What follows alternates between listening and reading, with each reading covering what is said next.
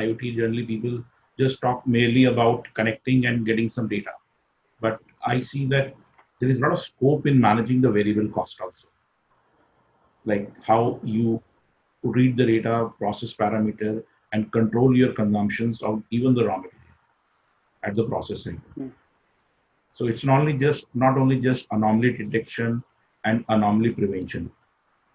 When we normally talk about process optimization, we normally talk about process conditions. But when we often use IoT data, which like one of our dipping line, we did it in Puri. So we use that data for even planning. So which process condition, process parameter I'm running, and what will be the optimized model which I should follow when I plan or do my scheduling on the shop floor.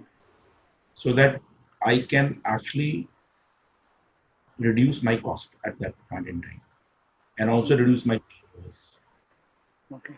Because changing the process parameter. So how I can do it is if I get that data from the machine for a little longer period and do that analysis on the top.